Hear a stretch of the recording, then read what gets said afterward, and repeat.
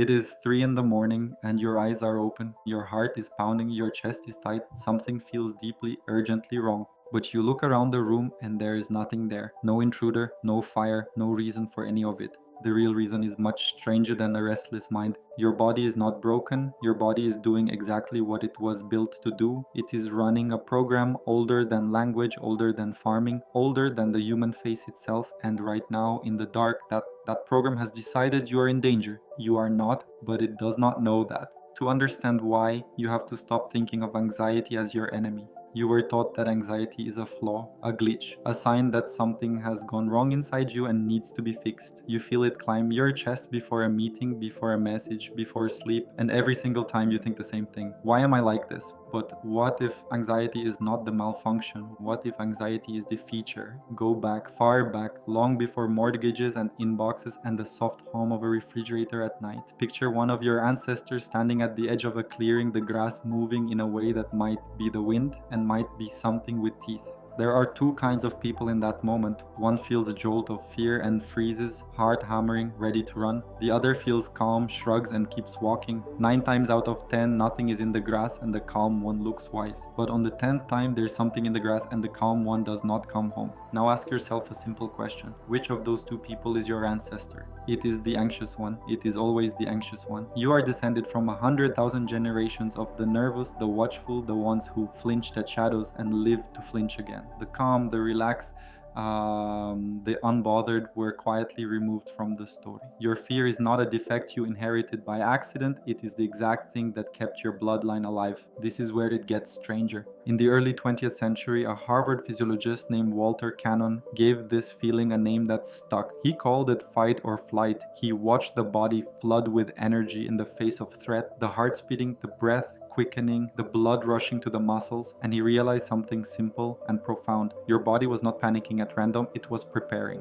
Every symptom you hate about anxiety is a body getting ready to survive. The racing heart is pushing blood to your legs so you can run. The tight chest is your breathing changing to load your muscles with oxygen. The churning stomach is your body shutting down digestion because there is no time to digest a meal when there is a lion in the grass. The restlessness, the scanning, the inability to sit still, all of it is a creature built to move when its life is on the line. So why does it happen in your bed at 3 in the morning when there is no lion anywhere? To answer that, you have to meet the part of your brain responsible for the alarm. A neuroscientist named Joseph Ledoux spent his career mapping how fear actually works in the brain, and he found something that should change how you see every anxious moment of your life. Deep in your brain sits a small almond-shaped cluster called the amygdala. It is your threat detector and it is fast, terrifyingly fast. When something might be dangerous, the signal does not go to the thinking, reasoning part of your brain first. It cannot afford to. Ledoux showed that the information takes a shortcut, a low road straight to the amygdala, which fires the alarm before the slow, rational part of you has even understood what is happening.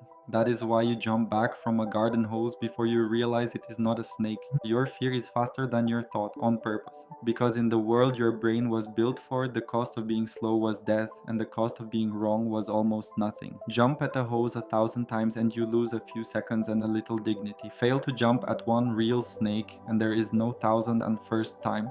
This is the idea that ties it all together, and it comes from a psychiatrist named Randolph Nesse, one of the founders of a field called evolutionary medicine. He called it the smoke detector principle. Think about the smoke detector in your home. It is loud, it is annoying, it screams when you make toast, when you take a hot shower, when nothing is wrong at all. You have probably cursed at it, waved a towel at it, wanted to tear it off the wall. But would you actually want one that only goes off when the house is truly fully on fire? Of course not. A smoke detector that never gives a false alarm is a smoke detector that lets you die in your sleep. The whole point is to be oversensitive. The annoying beeps are the price you pay for the one night it saves your life. So evolution did the math, the same brutal math on your fear. It built an alarm that would rather be wrong 100 times than silent once. Your anxiety is that alarm. Read that again. Most of your anxious moments are false alarms, and they are supposed to be. The system is not failing when it makes you afraid of something harmless. It is working exactly as designed. It is keeping you alive in the only way it knows how, which is to treat every maybe as a yes. So why does it feel so unbearable now in a world with almost no lions? Here is the twist that changes everything.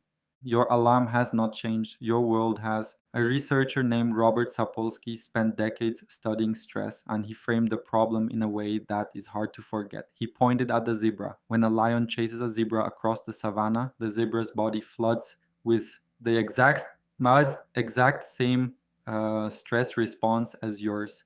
Pounding heart, surging energy, total alarm. But the moment the lion gives up, something remarkable happens. The zebra stops. Within minutes, it is grazing again, calm, the stress completely gone, as if nothing happened. The zebra's fear has a beginning and an end because the zebra's danger has a beginning and an end. The threat appears, the body responds, the threat passes, the body resets.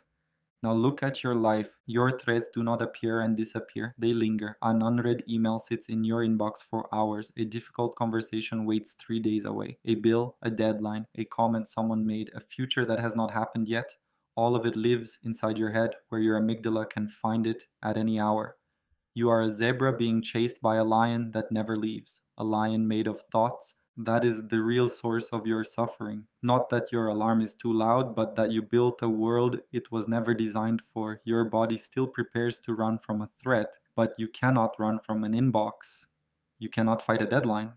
You cannot flee a worry that lives behind your own eyes. So the energy that was meant to save your life has nowhere to go. And it pulls, it tightens your chest, it wakes you at 3 in the morning. It scans a quiet, safe room for a danger that is not there because somewhere in the dark, your oldest brain is still standing at the edge of the clearing, watching the grass move. There is one more piece, and it explains why the bad thoughts always feel louder than the good ones. Psychologists have a name for it. They call it the negativity bias, and the research behind it is blunt. Bad is stronger than good. A single threat grabs your attention harder than a dozen pleasures. One criticism drowns out 10 compliments. One thing that might go wrong erases an hour of things going right. This is not pessimism. This is design. The ancestor who savored the sunset and ignored the rustling grass felt wonderful briefly and then was gone. The one who barely noticed the sunset because they were watching the tree line lived to see 1,000 more. Your brain did not evolve to make you happy. It evolved to keep you alive, and those are not the same job. Happiness is optional, survival is not. So your mind tilts always toward the threat because for 10,000 generations, the threat was the only thing that could end the story.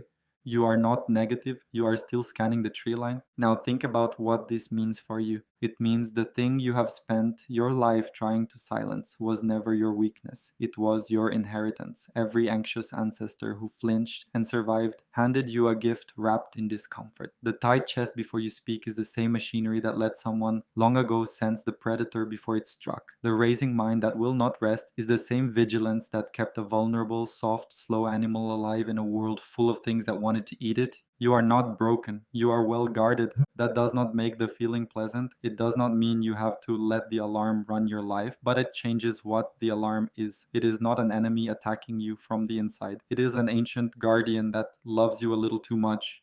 One that would rather wake you 1,000 needless nights than miss the one that mattered. And once you understand that, something shifts. The next time your heart races for no reason, you do not have to fight it or fear it or ask what is wrong with you. You can do something stranger and far more powerful. You can thank it. You can notice the alarm, recognize the false signal for yours for what it is, and tell the oldest part of your brain what it has been waiting your whole life to hear. I see you, there is no lion. We are safe. Because that is the truth the feeling cannot reach on its own. Your body cannot tell the difference between a predator and a presentation, between a snake and a screen. It only knows that you are alive and that staying alive has always cost a little fear. So it keeps watch, even now, even when there is nothing in the grass. It is 3 in the morning and your eyes are open. And now you know why. Your body is not betraying you in the dark. It is standing guard the only way it ever learned how, loving you enough to be wrong 100 times, so that once, long ago, it could be right.